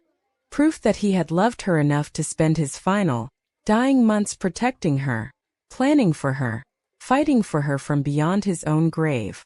It was only when the legal storm had passed, when the signatures were dry and the accounts were settled and there was nothing left to manage, that Cora allowed herself at last to truly grieve. She drove out to the cemetery on a gray afternoon and sat beside Edmund's grave for a long time, and she read his letter again, the one that began, "My dearest Cora," and she let herself weep without restraint, not the sharp tears of the conference room, but something deeper and softer and more whole. "You were 10 steps ahead the whole time," she told him, tracing the letters of his name carved in the cold stone. "You always were. I just never knew how far ahead you were looking." She told him about the foreclosures and Royce's bankruptcy, and the look on Dexter's face when Hazel finally spoke. She told him she had not sent them to prison, and that she thought somehow he would have approved of that mercy, because even at the end, even knowing everything, he had not been able to hate his own sons. He had only refused to let them cut her down. She sat there until the light began to fail, and when she finally rose, she felt lighter than she had in months, as though some great weight she had been carrying without knowing it had finally been set down in the grass beside him. She went, one last time, back to the big house at the edge of the valley, the house she had loved, the house she had given away to the very men who had tried to destroy her, and she walked through its quiet rooms while she still could, before the bank's locks went on the doors. The shelves where Edmund's beloved books had stood, the window that looked out on the garden they had planted together, the study with its worn leather chair and the small wedding photograph still on the desk, the two of them laughing at a joke neither could ever remember. The house held a lifetime of love, but it also held the ghosts of the betrayal, and Cora understood, standing in the fading light, that she could not begin a new life inside the shell of the old one, even if the law had let her keep it. Edmund had told her to plant something new, and to not look back. So she gathered only what truly mattered. The books he had loved, the wedding photograph, a handful of things that held memory and meaning, and nothing that held pain. And on her last morning there, she stood in the empty driveway where she had once watched the brothers celebrate their imagined victory, and she looked back at the house one final time, and she felt no bitterness and no regret. Then she got into her car, and she pointed it toward the coast, and she drove away from the whole life that had been chosen for her, toward the first one she would ever choose entirely for herself. She found the cottage in a small town on the coast, on a quiet lane where the air smelled of salt and the gulls wheeled over the water at dawn. It was a modest, weathered place with big windows and good light, far smaller than the grand estate she had left behind, and from the moment she stepped through its door, Cora knew it was hers. She paid for it outright, and even after she had, there was more money left in her accounts than she could imagine spending in several lifetimes. It was a strange and almost dizzying feeling for a woman who had so recently been told she would have to start over on the scraps her stepsons allowed her. But the cottage did not feel like a trophy or a fortress. Felt simply like a beginning.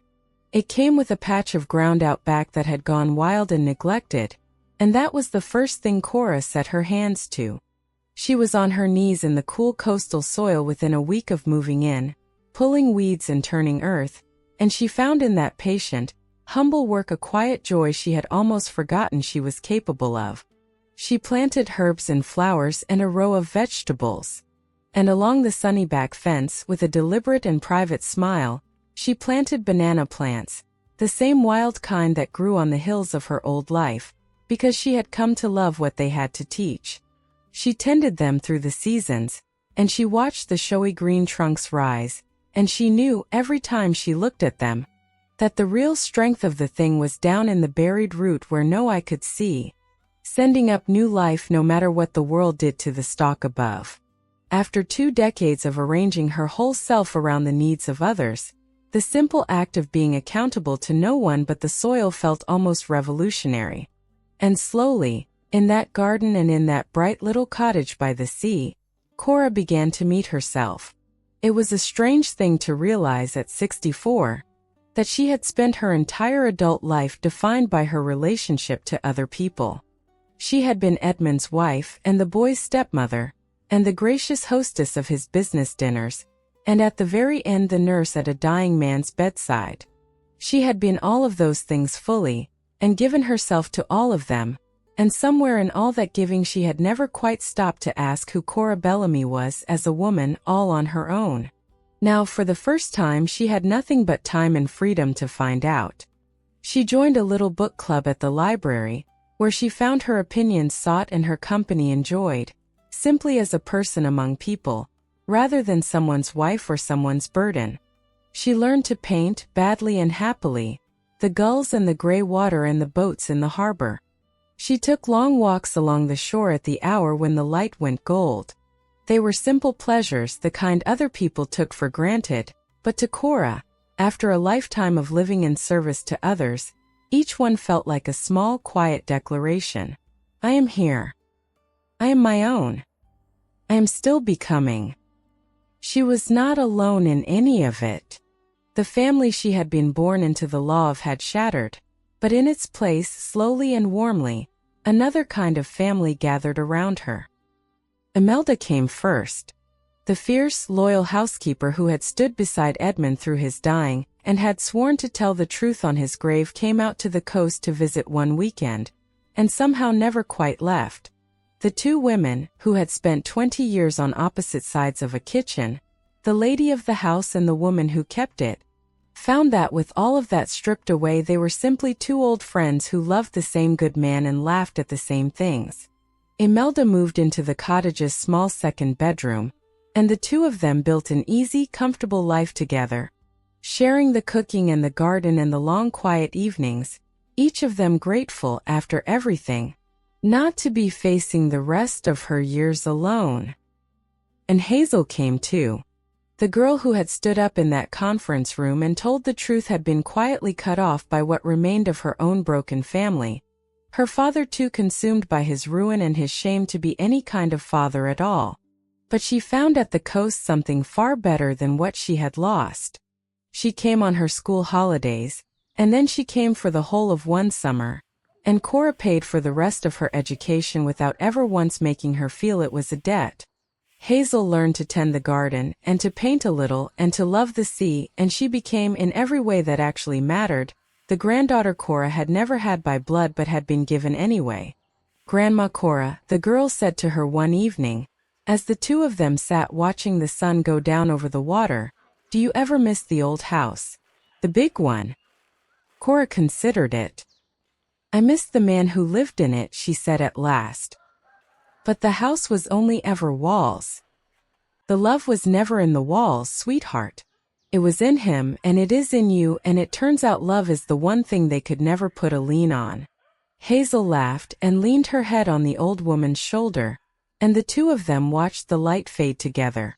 There was one more thing Cora did with the fortune Edmund had buried so carefully for her, and it gave her something she had not expected and had never gone looking for. It gave her purpose. She had survived a calculated, patient attempt to rob and erase her, and she had survived it only because her husband had been wise enough, and careful enough, to bury the truth where greedy hands could not reach it. And she came to understand in those quiet months by the sea, that not everyone had an Edmund. Not every widow, not every aging parent, not every trusting soul being slowly bled by the very people meant to protect them, had someone watching over them planning 10 steps ahead. So Cora decided to become that someone, for as many people as she could reach. She established the Edmund Bellamy Foundation, named for the man whose careful love had saved her, and dedicated entirely to protecting the vulnerable from family financial abuse. She funded it generously, and she did not simply write checks and walk away. She worked. She partnered with Theodore Vance, who lent his investigative skill, and together they built something that gave ordinary people the one thing Cora had so nearly lacked: the knowledge of how to look beneath the showy surface, how to peel back the tough outer layers of a comforting lie, how to dig down to where the truth was buried before someone else could carry it off. She found, to her quiet astonishment, that she was good at it. People came to the foundation frightened and ashamed, certain they were foolish, certain they were powerless, and Cora sat with them, one after another, and told them gently what no one had ever needed to tell her because Edmund had done it for her. "You are not foolish," she would say. "You are not powerless. The truth is almost always still there, buried somewhere beneath what they have told you. Let us dig for it together." She helped a widow whose late husband's partner was cheating her out of the business. She helped an old man whose charming nephew was draining his accounts a little at a time. She helped a frightened woman whose new husband had grown strangely interested in her mother's estate. And with each one, she watched the same thing happen that had happened to her: the slow straightening of a bent back, the slow lifting of a lowered head, the slow waking of the deep, strong root that had been there all along, only waiting for someone to believe it was worth the digging. The seasons turned, as they always do, and Cora's new life deepened and settled and grew. 2 springs after the day she had handed those 2 greedy men their hollow inheritance, the banana plants along her back fence had grown thick and strong, and the first great purple blossom hung heavy at the end of a stalk, ready to be cut. On a bright, cool morning, Cora and Imelda and Hazel went out into the garden together to harvest it, and to dig up an old plant that had finished bearing, so they could gather its pups and replant them, the way the banana renews itself, season after season, world without end. Cora knelt in the soil with her 2 hands deep in the earth, easing the buried corm up into the light, that great solid root heart that held all the strength and all the life, and she thought of Edmund, and of everything he had buried so carefully and so well, and of how the careless men who had chopped down the showy trunk had never once dreamed of digging this deep. She broke off the new pups, the small strong shoots already rising from the old root, and she handed one to Imelda and one to Hazel, and the 3 of them planted them together in fresh ground, where they would grow tall and green and strong, long after the careless were forgotten.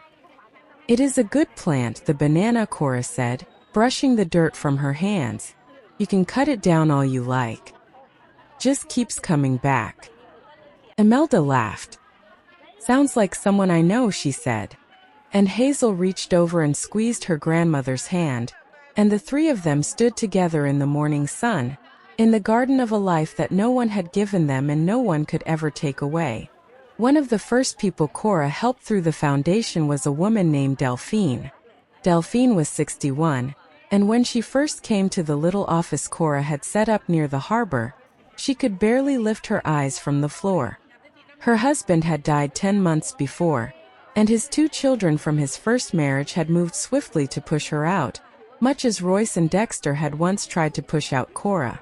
They had told her the family home was theirs, that the savings were theirs, that her late husband had always meant the real assets to stay in the bloodline, and that she had been generously provided for with a small sum that would simply have to be enough.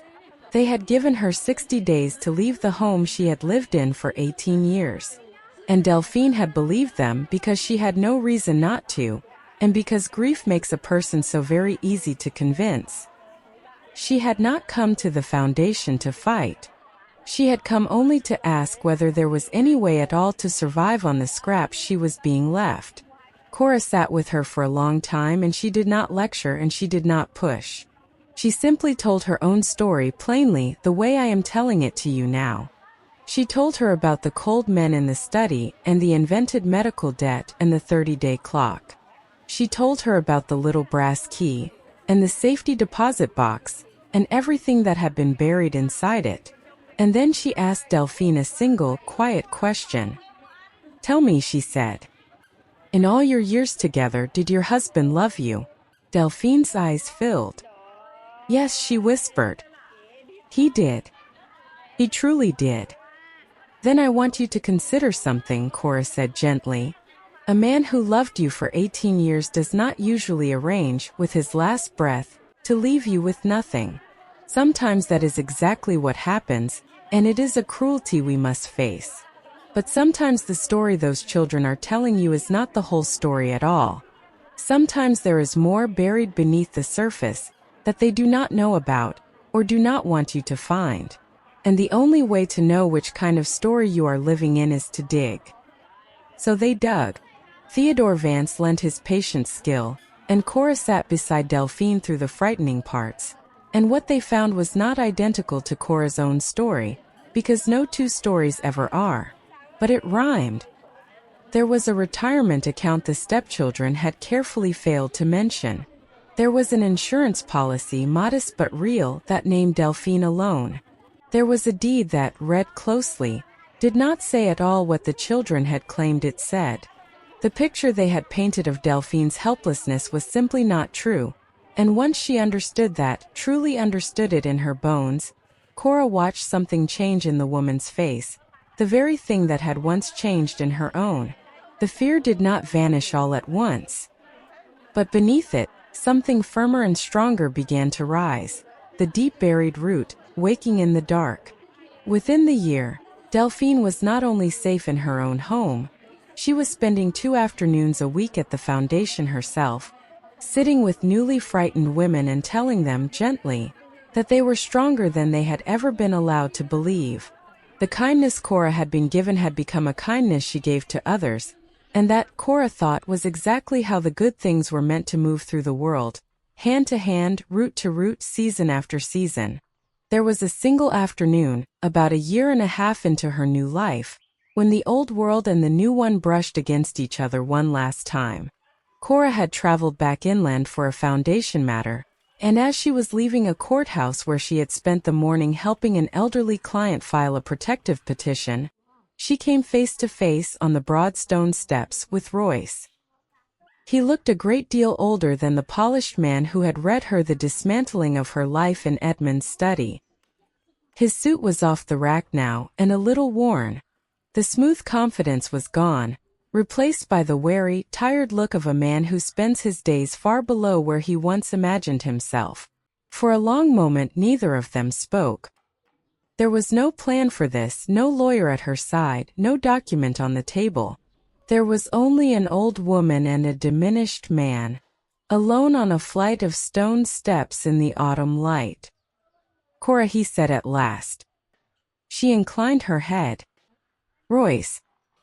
He seemed to search for something to say, and what finally came out was small and stripped of all its old steel. "You look well," he said. "I am well," she answered simply. He nodded and looked away out over the parking lot, and for a moment she thought he might say something true, some admission, some apology. But Royce had never been a man who knew how to do that, and in the end all he managed was, "Things did not go the way any of us planned."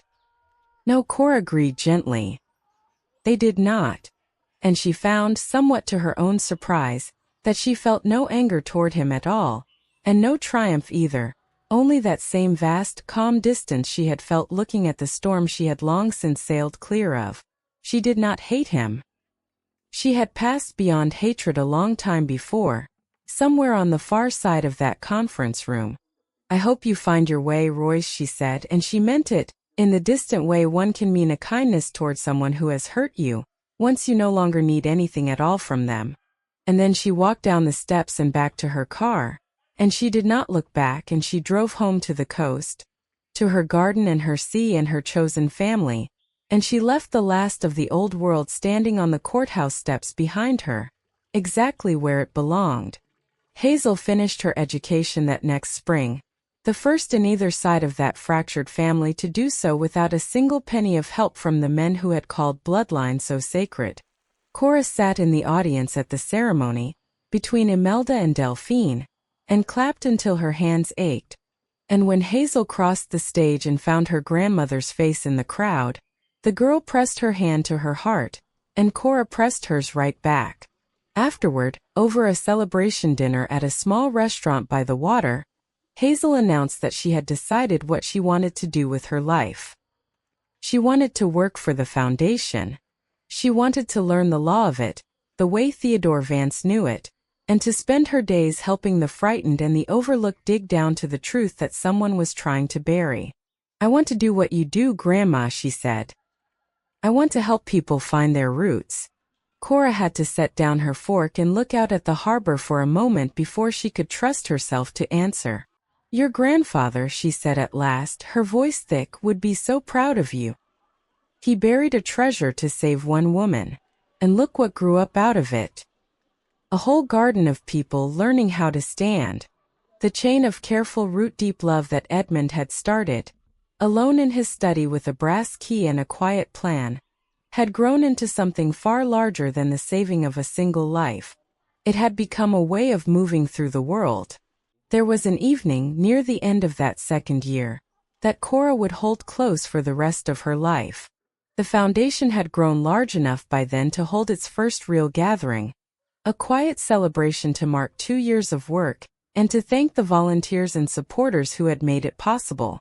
Theodore Vance arranged it, and they held it in a warm room above the harbor, with the lights of the boats glittering on the water beyond the windows, and they invited everyone, the staff and the volunteers and, most importantly, the people the foundation had helped.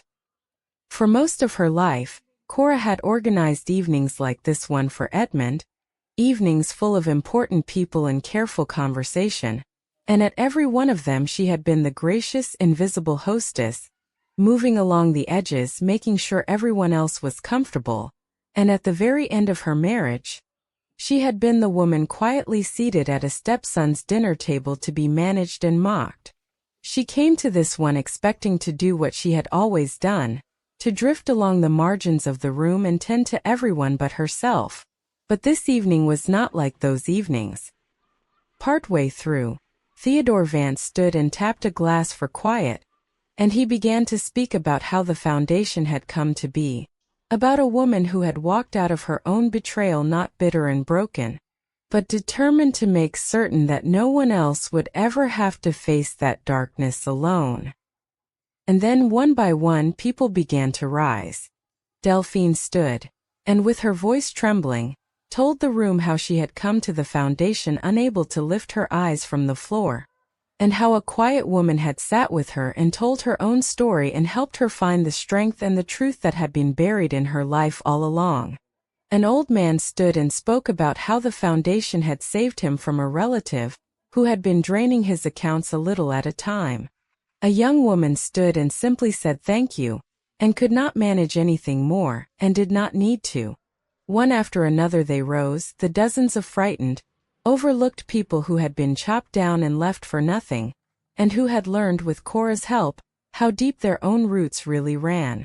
And Cora Bellamy, who had spent so much of her life at the edges of other people's rooms, found herself standing at the warm center of this one, surrounded by people who saw her completely. Imelda was there, beaming with a fierce proprietary pride. Hazel was there, her eyes shining. Theodore Vance caught her gaze across the room and gave her a small grave nod, the nod of one careful soul to another. There was no one in that room who valued her for what they could take from her. There was no one performing affection while quietly planning a theft. There was only a room full of people, her people, the family she had built rather than the one the law had handed her. All of them on their feet, all of them looking at her with love. The contrast with that other dinner, the one in the hills where Sabrina had served museum china and the brothers had circled her like crows, was so complete that it brought tears to her eyes. She had been seated at the back of her own family's table, used and dismissed and lied to. And now here she stood, in a room full of strangers who had become her family, and she was the very heart of it. Edmund, she thought, you should see this. You buried a treasure to save one woman, and somehow it grew into all of this. The applause went on for a long time and Cora, for once in her life, did not deflect it, or pass it along to someone else, or slip toward the edge of the room. She simply stood there in the warm light, with the harbor glittering behind her, and let herself be loved. Later that night, after the others had gone home and the lights of the harbor had dimmed, Cora sat alone for a while with a last cup of tea, and she thought about the strange shape of it all. If Royce and Dexter had simply been decent, if they had treated their father's widow with even a fraction of the kindness she had shown them across 2 decades, none of this would exist. They would have inherited a fortune, and Cora would have lived out her quiet years as a comfortable, grieving widow. And the dozens of frightened people the foundation had since pulled back from the edge would have been left to face their darkness alone. The brothers' greed had been meant to erase her.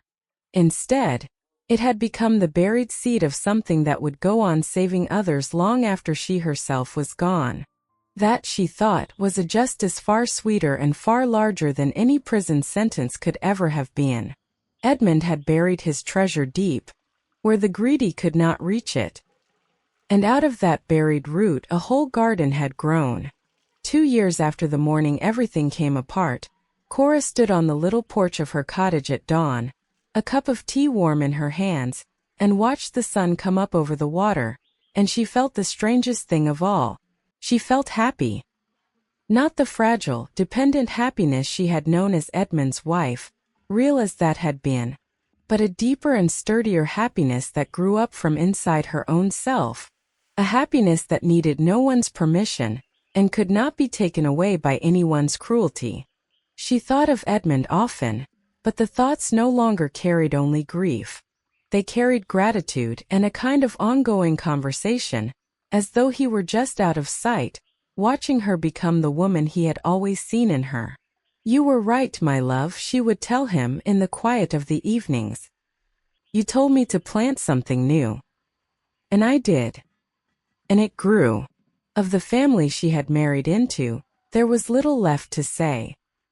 Royce lived in a small rented apartment in another city now, working in some modest legal capacity far below the heights he had once imagined, sending a portion of every paycheck toward a debt of restitution he would likely never finish paying. His name a quiet cautionary tale in the circles where he had once been a king. Dexter still worked his clerk's job at the parts warehouse, still living small and alone, and he had written Cora exactly 1 letter, near the end of the 2nd year. A short and clumsy thing that said only that he was sorry, and that he understood now what he had thrown away. Cora had read it twice, and then she had set it gently in a drawer, and she had felt no anger and no triumph, only a distant, settled sorrow, the kind a person feels looking at fruit that fell from the tree too soon and rotted in the grass. She did not write back, but she did not throw it away either. She had decided long ago that she would not let what they had done to her turn her into something hard. The bitterness, she had learned, was just one more lien she refused to let them place on her spirit. What she felt instead on the quiet mornings was a kind of wonder at how the whole shape of her life had turned. She had married Edmund believing herself the fortunate one, the woman lucky enough to be loved and cared for by a steady, generous man. And so she had been. But she understood now that Edmund had not married a woman who needed saving. He had married the strongest person he ever knew, and he had spent his last strength making sure that when the time came, the world would finally see it too. She had thought for 24 years that he was the deep root and she was the flower that grew in his shelter. It turned out they had both been roots all along. Two strong plants grown so close that their roots had braided together underground, where no one could see, holding each other up through every storm. And when he was gone, his roots had simply gone on holding hers, reaching up out of the dark to steady her one last time. That was the truest thing she knew now, the thing she would have told her younger self if she could. Real love does not make you smaller, or weaker, or more dependent. Real love sends its roots down beside yours and makes you both unbreakable. And the people who cannot love you that way, the ones who only ever wanted to chop you down for what they could carry off, they were never the storm at all. They were just the careless wind, and the deep-rooted always outlast the wind. And so that is where Cora's story comes to rest. But before I carry you back to my own garden, I want to leave you with the lesson living at the heart of it, the same lesson I carry in from the hills with every basket of banana blossoms and every armful of fresh dug roots. The world is full of people who will look at you, as Cora's family looked at her, and see only the rough purple husk on the outside, and decide in a single careless glance that there is nothing more to you worth knowing. They will see your quietness and call it weakness. They will see your kindness and call it foolishness. They will see your steadiness and mistake it for the absence of any fire at all. And on the days when someone does that to you, I want you to remember two things, the two things the banana has been trying to teach us all along.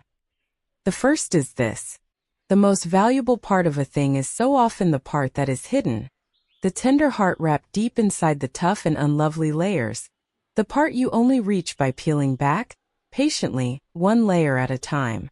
The people who judge you by your rough outside and throw you away will never once taste that heart. That is their loss, and it is not a reflection of your worth. Do not let the careless ones, the ones who could not be bothered to peel back a single layer and truly see you, ever be the ones who tell you what you are worth. And the second thing is this, and it is the one I most want you to carry with you tonight. They can cut down your showy trunk.